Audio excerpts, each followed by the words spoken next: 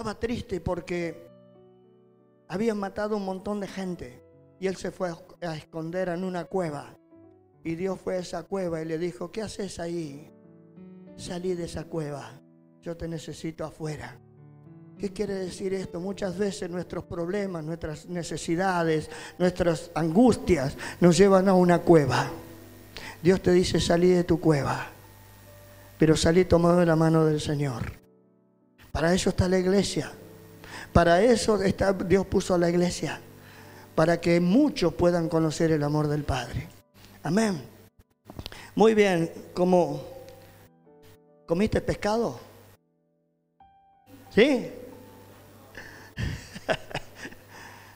¿Cuántos comieron pescado? ¿Y cuántos comieron carne? Pecadores, ¿no?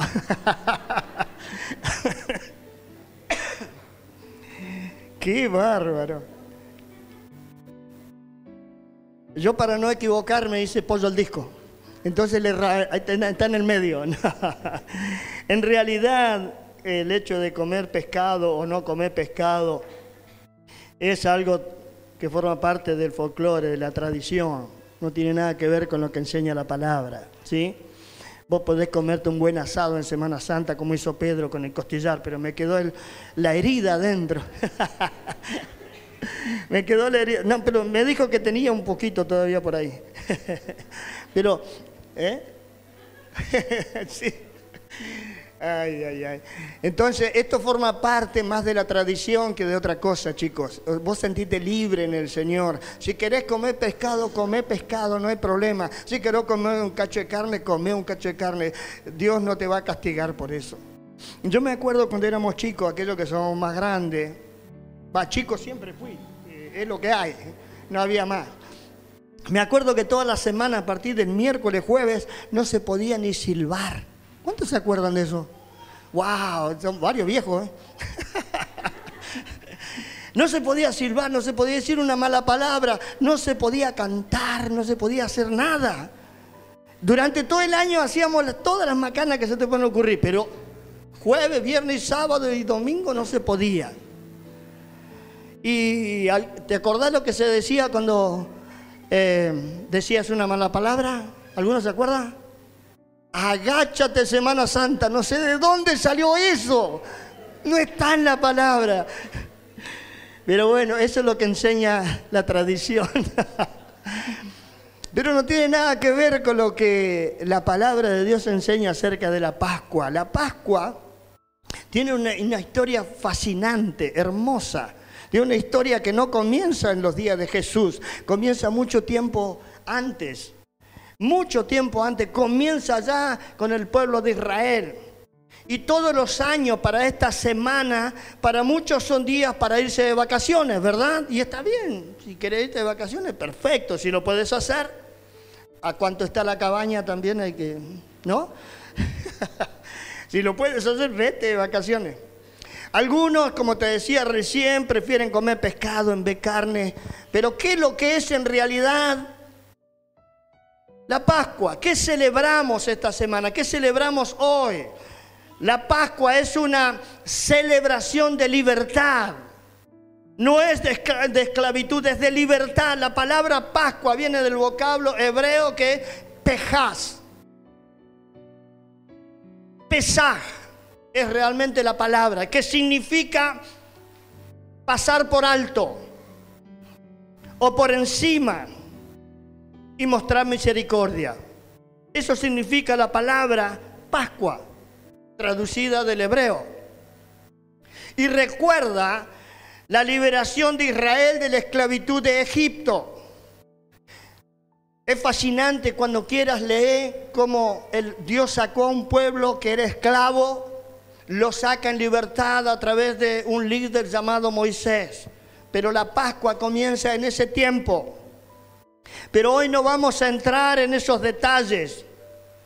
Pero en ese tiempo cada israelita debía celebrar este acontecimiento cada año. Debía recordar que Dios actuó a favor de su pueblo sacándolo de la esclavitud, y lo tenía que recordar.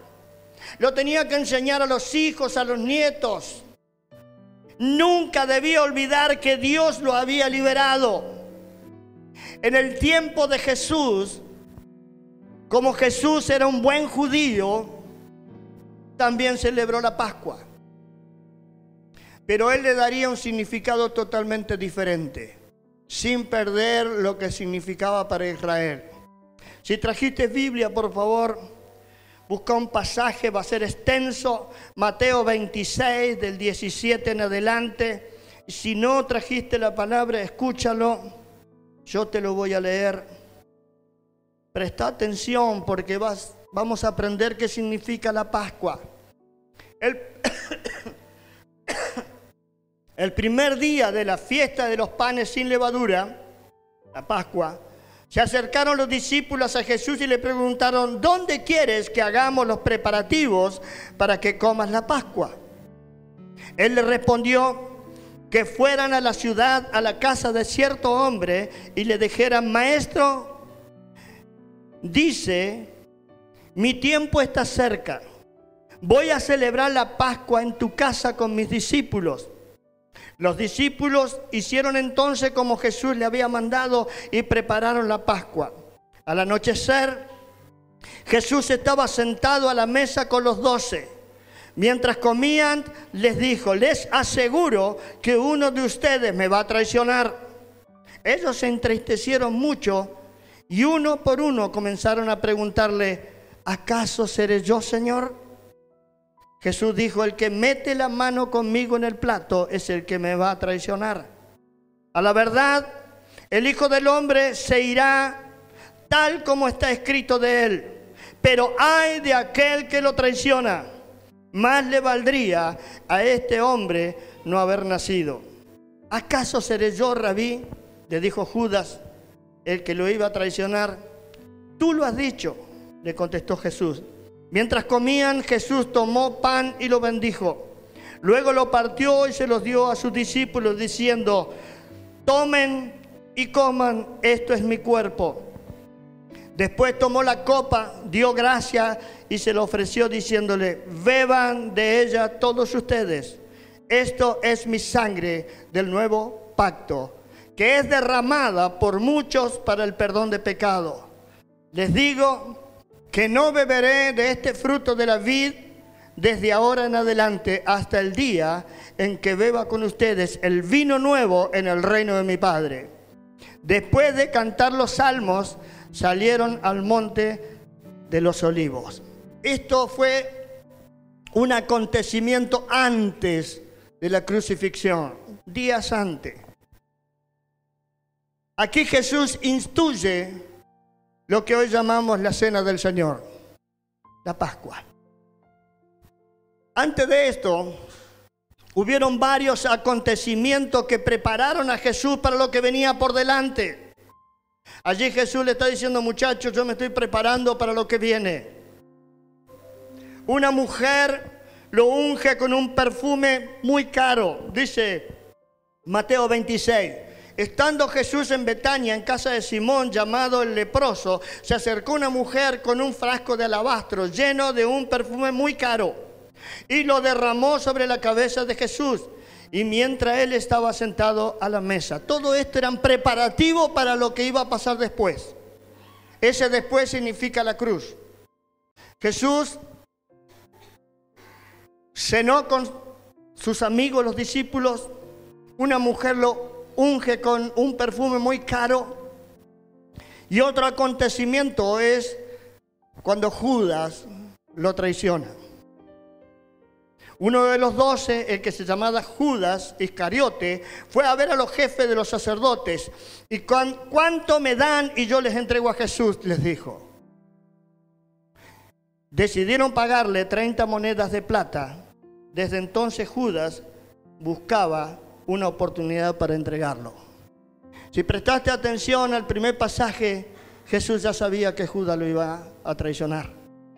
Y dijo: el que unte conmigo en el plato. Y fue Judas el que untó con él. Y después se lo dice abiertamente. Todos estos son preparativos para la cruz. Como leímos en Mateo 26, que fue el primer pasaje, Después de cenar dice que se pusieron a cantar. Se pusieron a celebrar. ¿Por qué? Porque era una celebración y no un velorio. La Pascua es celebración y no un velorio. Por eso me acordaba de lo que pasaba antes, cuando no podíamos decir, ni silbar, ni cantar, ni hacer ciertas cosas. Parece que estábamos de velorio, pero no conocíamos el verdadero significado de la Pascua. La Pascua son días de gozo para el pueblo de Israel y hoy también es para el cristianismo. No es un día de luto, es un día de fiesta. Un domingo como hoy, días después de la cena, Jesús es crucificado. Y algunos detalles interesantes te dije anteriormente. Lo escupieron, lo insultaron, lo humillaron, le pusieron una corona de espinas, lo azotaron, lo exhibieron desnudo delante de todo el pueblo y todo lo que te puedas imaginar, porque los romanos eran muy crueles con los que iban a crucificar. Jesús se encaminó a la cruz sabiendo que tenía que pasar por un camino terrible. Aún cargar con el propio madero que lo iban a colgar. Pero Jesús sabía que el sufrimiento iba a traer una gran victoria. Que era necesario que el Cordero de Dios, el que quita el pecado del mundo, tenía que ser humillado, golpeado. En la antigüedad se sacrificaba un cordero y la sangre lo esparcían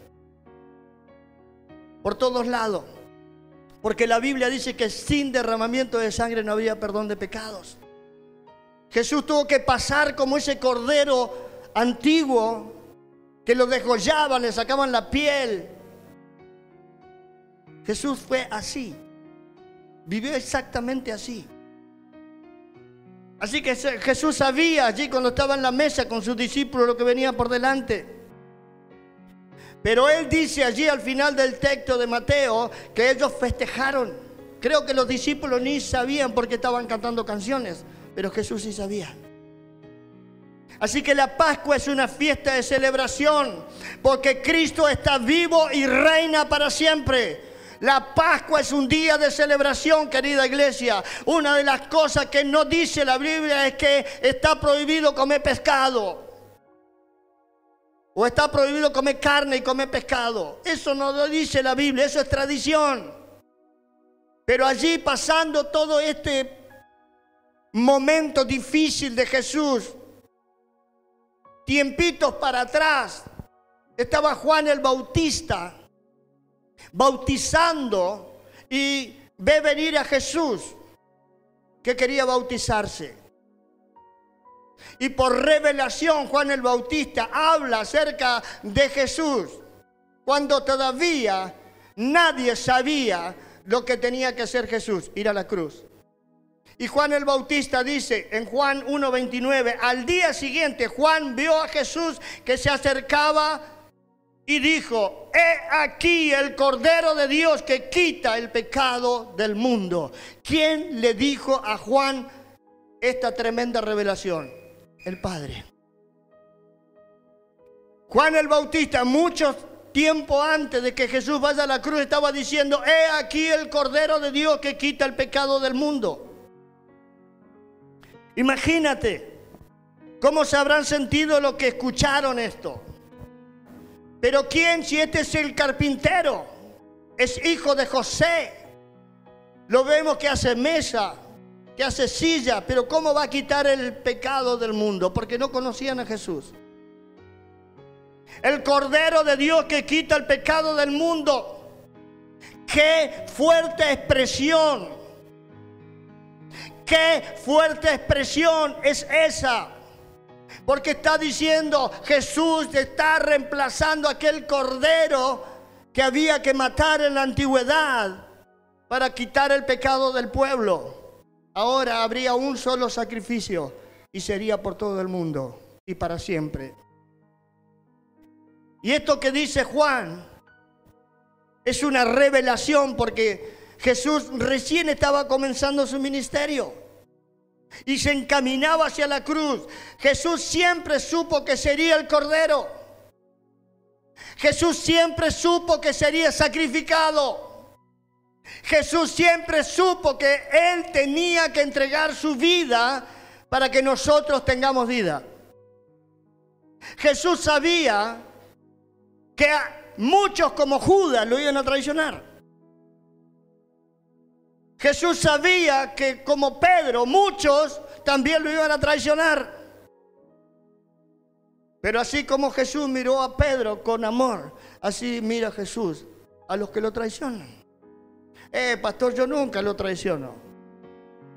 Si hacemos un examen te vas a dar cuenta que hay veces que lo traicionamos con tonterías, con negarlo, con apartarme de Él, por no congregarme, porque la Biblia enseña que hay que congregarse. Es una manera de negar el cristianismo a Jesús. Cuando digo no, pero no lo conozco. Cuando mis compañeros de trabajo te dicen, pastorcito, pastorcita, así que va a la iglesia, le da la plata al pastor. ¿Qué decís? Lo negamos. Muchas veces actuamos como Judas y como Pedro. Pero tú y yo estamos aquí gracias a esa entrega maravillosa que hizo Jesús. Es la expresión del amor al extremo. Tanto nos amó Dios que fue capaz de entregar su propio hijo. Yo te pregunto, yo no entregaría a uno de mis hijos ni loco. ¿Vos lo entregarías el tuyo? ¿Por un extraño? No, ninguno. Ahora Dios hizo eso. La Biblia dice que si nosotros estábamos lejos de Dios a causa de nuestros pecados, éramos como extraños. Y Dios dijo, voy a enviar a mi hijo para que se acerquen y ya no sean extraños, sino que sean hijos. El Padre sabía. El Padre entregó su propio hijo para que nosotros seamos libres de la esclavitud del diablo. ¿Para qué vino Jesús a la tierra? A deshacer todas las obras del diablo. Por eso cuando Jesús muere y va a las profundidades, dice la Biblia, va a las profundidades del infierno y le arrebata el acta de los decretos que nos condenaba. Todos nosotros estábamos condenados al infierno. Todos nosotros estábamos condenados a vivir nuestra eternidad en el infierno. Pero Jesús fue a las profundidades y le arrebató al diablo el acta de los decretos que se le había robado a Adán y Eva al principio, cuando los hizo pecar. Es muy fuerte, pero es la obra que hizo Jesús. Porque Jesús cuando murió no se quedó tranquilo. La Biblia dice que Él fue a las profundidades y le arrebató el acta que nos condenaba. Porque estábamos malditos, condenados al infierno. Tanto nos amó Dios que fue capaz de dar a su Hijo para que nosotros seamos libres del diablo. Porque nuestros pecados nos esclavizan, pero Cristo Jesús vino a traer libertad a los cautivos y anunciar el año del favor de Dios para todo aquel que cree. Si tú estás aquí es porque has creído o estás empezando a creer. Yo te animo que creas a ciegas. Jesús nunca te va a defraudar, nunca te va a traicionar, nunca te va a abandonar. Porque Él pagó por tu vida con su precio de sangre, el precio más alto en el banco del cielo. Por eso nuestros pecados nos esclavizan, pero Jesús vino a darnos libertad. Vino a proclamar que el reino de los cielos se estableció, no que va a venir, ya está entre nosotros. A partir del día que Jesús pisó la tierra, el reino de los cielos se estableció. Por eso el diablo tiene temor cuando una iglesia conoce la verdad. Cuando la iglesia conoce que en el nombre de Jesús el diablo y sus demonios tienen que huir. El diablo le tiene miedo a la iglesia. Pero a veces la iglesia le tiene miedo al diablo. Porque no conoce. el poder y la autoridad que Dios te delegó. Porque Jesús vino a hacer eso, a empoderar a hombres y mujeres para secar toda obra del diablo. Dice la Biblia que el diablo vino a hurtar, matar y destruir. Ese es su trabajo. Vino a matar nuestra felicidad. Vino a hurtar nuestros matrimonios, nuestros hijos. Nos mete en las drogas, en las adicciones, en la prostitución. Matar, hurtar, destruir al ser humano. A eso vino el diablo. Porque esa es la obra que comenzó allá en el cielo, cuando quiso ser igual a Dios. Y Dios lo echó del paraíso. Pero el tipo arrastró la tercer parte de los ángeles de Dios y se los trajo. Los engañó como ha engañado al ser humano durante todos estos siglos. Pero Cristo vino a traer vida. Vino a traer revelación, entendimiento, para que conozcamos que en el nombre de Jesús todo demonio se sujeta.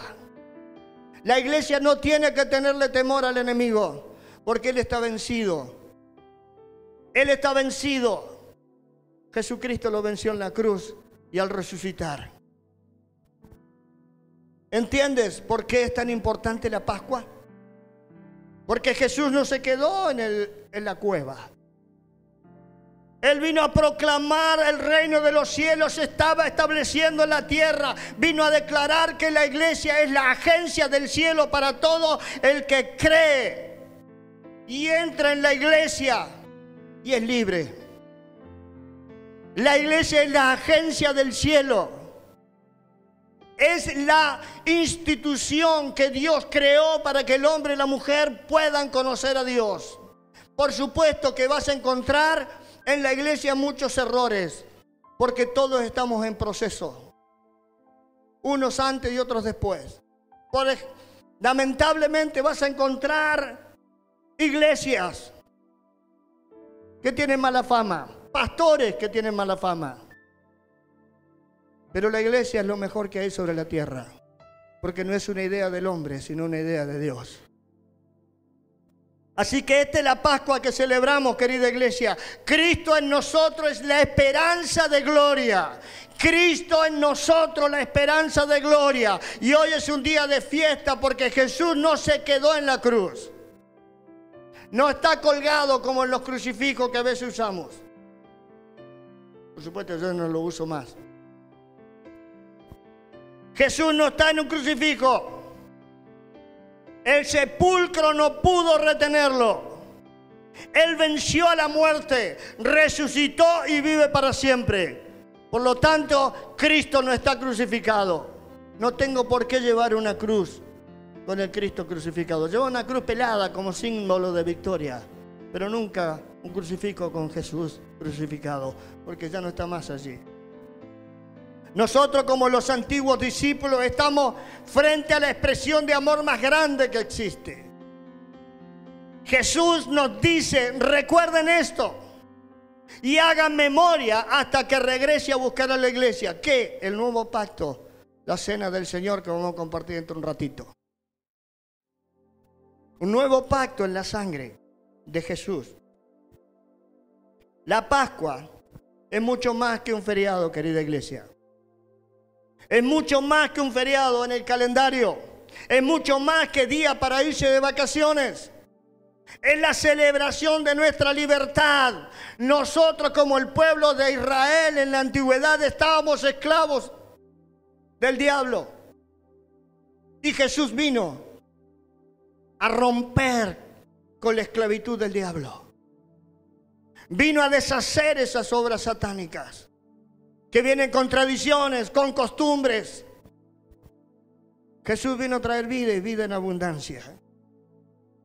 Por eso celebramos la Pascua de una manera diferente.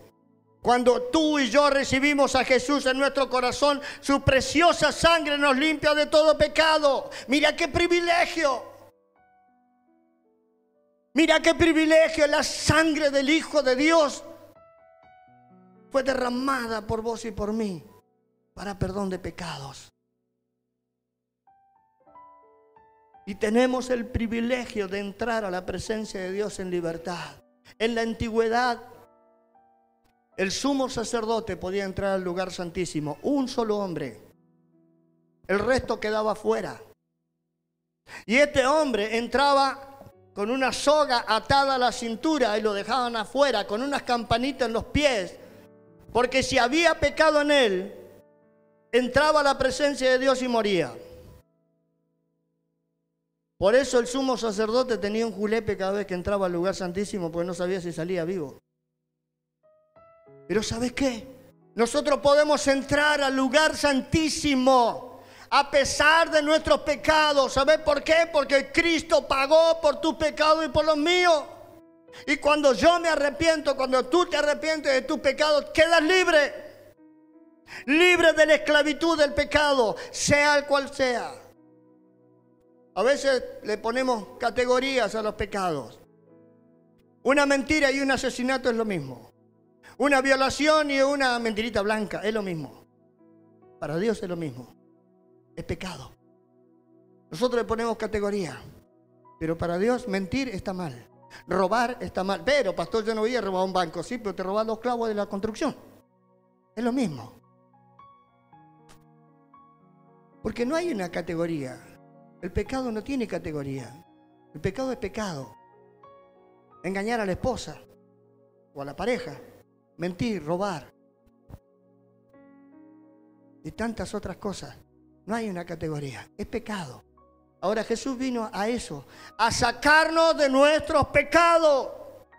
Cuando yo me arrepiento de un pecado, mi vida queda libre, pero no tengo que volver a caer en ese pecado. A lo mejor voy a caer en otro. Pero no vuelvas a caer en ese pecado por el cual ya le pediste perdón a Dios, porque Dios te perdonó. Y si vuelves a caer, allí tiene una atadura espiritual. Y allí hay que ministrar. Allí hay que ir al fondo del problema. ¿Sabes qué? Muchas de las personas que hemos pasado por adicciones, nuestro problema no tenía que ver con nosotros, tenía que ver con nuestra herencia. Mi papá era alcohólico y yo fui alcohólico. Vi una herencia. Mi papá me empezó a dar vino a los 8 años y yo me volví un alcohólico. Las herencias se transfieren en espíritus demoníacos que vienen a destruir. Si tú tienes un problema de un pecado que no lo puedes dejar, allí hay un problema que hay que solucionar. A veces no basta con decir, Señor, perdóname por lo que hice. Hay que ir más profundo, hay que desarraigar esa herencia de maldición que está dentro tuyo. Que no es culpa tuya, a lo mejor es culpa de un tatarabuelo de por allá, atrás, pero que te alcanza. Pero Jesús vino a traer libertad a todos los cautivos. ¿Y cuál es el efecto de la resurrección de Jesús? ¿Cuál es ese efecto que produjo el Señor al resucitar? Quiero que lo escuches. Un texto, escúchalo. Alabado sea Dios Padre de nuestro Señor Jesucristo. Por su gran misericordia nos ha hecho nacer de nuevo mediante la resurrección, para que tengamos una esperanza viva y recibamos una herencia indestructible, incontaminada e inmarcesible. Tal herencia está reservada en el cielo para ustedes, a quienes el poder de Dios protege mediante la fe, hasta que llegue la salvación que se ha de revelar en los últimos tiempos. Esto es para que ustedes, motivo de gran alegría, a pesar de que hasta ahora han tenido que sufrir diversas pruebas por un tiempo. Un texto impresionante, que se pueden hacer 50.000 mensajes de esto. Pero ¿qué nos revela la resurrección de Jesús? Primero, nos da el privilegio de nacer de nuevo. Cuando recibes a Jesús en tu corazón, tienes una nueva vida, naciste de otra vez, con tu misma cara, tu mismo peso, tus mismos años, pero tu vida volvió a nacer. Lo segundo que hace el beneficio de la resurrección del Señor es que tengamos una esperanza viva, algo que sabemos que va a pasar, que vamos a estar cara a cara con nuestro amado Jesús por la eternidad. adorándole. Podremos charlar con Él. Otro privilegio, recibimos una herencia que no está contaminada como la herencia que te decía recién de las herencias de las adicciones. Esta herencia es la que viene de parte de Jesús, una herencia pura. Otro beneficio es el poder de Dios que nos protege y que nos trae alegría. Así como en el Antiguo Testamento, Israel tenía una promesa de una tierra prometida, justamente, que iba a fluir leche y miel. La iglesia tiene una promesa.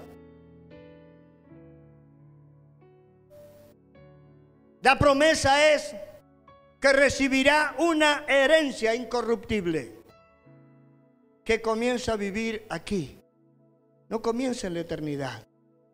Comienza a vivir aquí el día que recibís a Jesús en tu corazón. Yo te pregunto, ¿querés recibir a Jesús en tu corazón si nunca lo hiciste? Cerrá tus ojos un instante, por favor, para que no te distraigas nada más. Si hay alguien en esta casa, en este lugar, que nunca le dijiste, Señor Jesús, yo hoy te recibo en mi corazón, y lo querés hacer, simplemente levántame tu mano para verte. ¿Querés recibir a Jesús y todos estos privilegios? Si todos hemos recibido a Jesús, eres un hijo, una hija preciosa de Dios.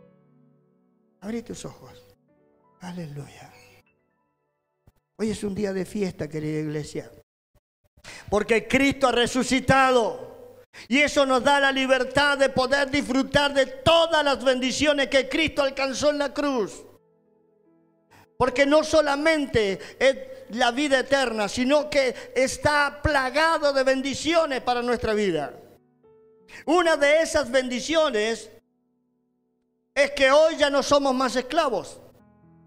Somos libres para elegir. Como hemos estudiado este tiempo en nuestros grupos de crecimiento, en las barcas. Somos libres de elegir. Esa entrega de Jesús nos dio la dignidad de llamarnos hijos de Dios y poder vivir una vida de victoria, no exento de pruebas.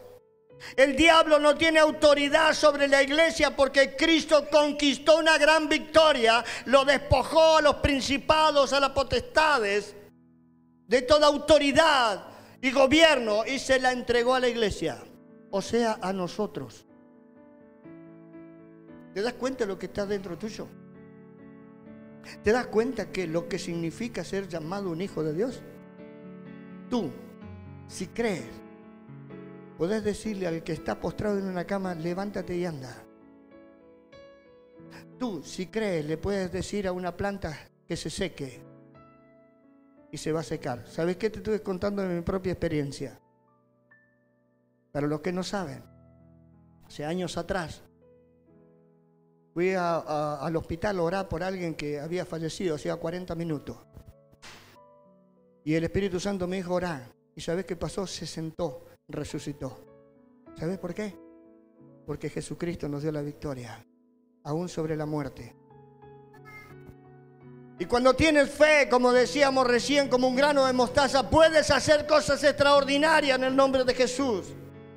Porque Dios te plantó en la iglesia para que representes a Cristo en tu trabajo, en tu colegio, en los vecinos, cuando vas a comprar los chinos o cuando vas a otros lugares, representas a Cristo. Porque la unción del Espíritu Santo está sobre vos. Y cuando nosotros somos conscientes de eso, nada puede detener la iglesia. Nada. No hay demonio que pueda detener la iglesia. No hay principado que pueda detener la iglesia. Cuando la iglesia entiende que Jesucristo les delegó la autoridad para gobernar y legislar en la tierra. Tú tienes autoridad para gobernar y legislar en la tierra. Por eso le dice el Señor a Pedro, a ti te doy las llaves para que ates y para que desates. Y eso mismo nos dice a nosotros. Todo lo que ates en la tierra será atado en el cielo y todo lo que desates en el cielo será desatado en la tierra. ¿Cuántas bendiciones están prisioneras del diablo? ¿Por qué no las desatás? Son tuyas. ¿Cuántas de las cosas que te están pasando aquí en la tierra, por qué no las atás? Porque es obra del diablo. Para que no sigan molestando dentro de tu matrimonio, dentro de tu vida, dentro de tu vecindario. Por eso Dios nos dio la dignidad de ser llamados hijos de Dios. Hoy festejamos su resurrección. Años atrás, allí en Plotier, cuando nos congregábamos allí, todos los domingos íbamos arriba a la barda y hacíamos una reunión, un culto temprano antes de que saliera el sol. Era fantástico. Festejábamos que Jesucristo había resucitado. Nunca me voy a olvidar de eso. ¿Sabe por qué? Porque había un gozo dentro nuestro, sabiendo que el Maestro no está en una tumba, no está en una cruz, está sentado a la diestra del Padre y gobierna sobre todo. Y el último pasaje que te voy a leer, los dos últimos. El domingo por la mañana temprano, cuando amanecía el nuevo día, María Magdalena y la otra María fueron a visitar la tumba. De repente se produjo un gran terremoto, pues un ángel del Señor descendió del cielo, corrió la piedra a un lado y se sentó sobre ella. Su rostro brillaba como un relámpago, su ropa era blanca como la nieve. Los guardias temblaron de miedo cuando los vieron y cayeron desmayados por completo. Entonces el ángel les habló a las mujeres y les dijo: no teman. Sé que buscan a Jesús, el que fue crucificado. No está aquí, ha resucitado, tal como dijo que sucedería. Vengan, vean el lugar donde estaba su cuerpo. Y ahora vayan rápidamente y cuéntenle a sus discípulos que ha resucitado y que va delante de ustedes a Galilea y allí lo verán. Recuerden lo que les ha dicho. Jesús había resucitado, los ángeles trajeron el mensaje. Díganle a los amigos de Jesús que vayan a Galilea, que allí los va a atender, va a estar con ellos otra vez. ¡Qué precioso! Jesús se acercó y dijo a sus discípulos, esto cuando ya Jesús resucitó y está con sus amigos, los discípulos: se me ha dado toda autoridad en el cielo y en la tierra. Por lo tanto, vayan y hagan discípulos todas las naciones, bautícenlos en el nombre del Padre, del Hijo y del Espíritu Santo, enseñen a los nuevos discípulos a obedecer todos los mandatos que les he dado. Y tengan por seguro esto, que estoy con ustedes siempre hasta el fin de los tiempos. Hasta el fin. Esa es la tarea que Jesús nos dejó a nosotros. Se lo dejó a los primeros discípulos y a partir de ahí a toda la iglesia hasta cuando Él venga. Vayan, hagan discípulos, cuéntenle de las maravillas, cuéntenle cómo Dios te sanó, cómo Dios te restauró, cómo Dios te cambió. La iglesia es portadora de un mensaje que cambia las familias.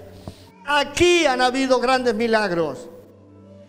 En muchas de las congregaciones Dios sigue haciendo milagros, porque Jesús vino a dar libertad al cautivo de las adicciones, como te decía anteriormente. Transforma personas, da sentido, dirección. Por eso Jesús es el plan perfecto. Mirá a tu izquierda, allí hay un cartel que a veces ni lo miramos. Cristo es el plan perfecto para tu vida, para tu familia. No hay otro plan mejor. Jesús es el plan perfecto de Dios para el ser humano. Si te acercas a Él, Él siempre serás bendecido por Él. Serás prosperado y vivirás en victoria. Y te lo digo como mi testimonio. Te lo conté al principio, no tenía nada, un pobre borracho tirado en la calle, como tantos que hoy vemos. Dios me regaló una vida, me cambió el destino, me dio un propósito. No ser pastor, ser el hijo de Dios, un hijo de Dios más. Ser pastor es algo secundario. El privilegio más grande es ser hijo de Dios. Me dio una familia, me dio hijos, nietos, bienes materiales, cuando no tenía nada. Ese es mi Jesús, ese es tu Jesús. Ese Jesús que resucitó y vive para siempre. Porque Jesús es Rey y Señor de todo el universo. Pero especialmente quiero que te lleves un regalo esta noche. A lo mejor el mensaje fue largo y entendiste el 10%. Pero quiero regalarte algo. Jesús es Rey, es Señor del universo, es dueño de todo. Pero es tu papá. Ese es tu mejor tesoro. Dios es tu Padre y nunca te va a abandonar. Dios es tu Padre. Él te abraza, te acaricia, te guía, te enseña, te capacita. Pero ¿sabes qué quiere? Que tú te rindas. Dale la libertad a Él que gobierne tus emociones y tus deseos. Permitile que entre dentro del matrimonio. Permitile que entre dentro del noviazgo. Permitile que entre en el corazón de tus hijos, de tus nietos. Permitíselo.